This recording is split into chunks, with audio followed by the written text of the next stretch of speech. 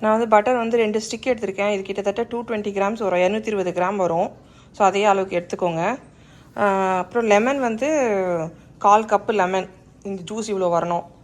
அது கூட வந்து 3/4 ஸ்பூனு உப்பு, அப்புறம் 1 டீஸ்பூன் பேக்கிங் பவுடர், அப்புறம் 3/4 ஸ்பூனு பேக்கிங் சோடா, அப்புறம் 2.5 கப்பு.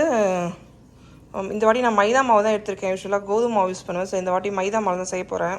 ஸோ 2.5 கப்பு மைதா மாவு, அப்புறம் சர்க்கரை வந்து 3/4 கப்பு எடுத்திருக்கேன். ஸோ இந்த பேக்கிங் பவுடர்லாம் அப்படி கட்டி கட்டியாக இருந்தால் அதை நல்லா பண்ணி விட்டுருங்க. இந்த மாதிரி உடச்சி விட்டுருங்க.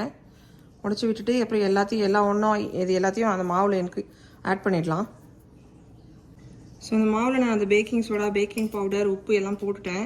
அது ஒரு வாட்டி மிக்ஸ் பண்ணி விட்டுக்கோங்க. இதுக்கு 3 முட்டையும் தேவை. ஸோ அது ரூம் டெம்பரேச்சரில் இருக்க மாதிரி கொஞ்சம் ஃப்ரிட்ஜில் வச்சுருந்தீங்கன்னா முன்னாடியே எடுத்து வச்சுருங்க. நான் பட்டர் 2 ஸ்டிக் எடுத்து இல்லையா, அது வந்து பட்டரை மட்டும் இந்த மாதிரி பீட் பண்ணி வச்சுருக்கேன். இப்போ சுகரும் போட்டு பீட் பண்ணிக்கலாம்.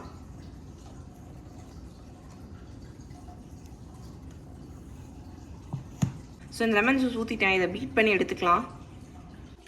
லெமன் மிக்ஸ் பண்ணதுக்கு, லெமன் முட்டைலாம் போட்டு மிக்ஸ் பண்ணுறதுக்கும் இந்த மாதிரி இருக்குது.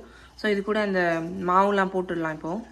இப்போ எல்லாமே மிக்ஸ் பண்ணியாச்சு. இது கூட கொஞ்சம் இப்போ பால் ஊற்றி கொஞ்சம் மிக்ஸ் பண்ணிக்கலாம். ஏன்னா ரொம்ப திக்காக இருக்குது, கொஞ்சம் பால் ஊற்றி மிக்ஸ் பண்ணிக்கலாம். அவனை வந்து 350க்கு ப்ரீஹீட் பண்ணிக்கோங்க. அது ப்ரீஹீட் பண்ணி அந்த மாவை எடுத்து உள்ளே வச்சிடலாம். கேக் ரெடி ஆகிடுச்சு.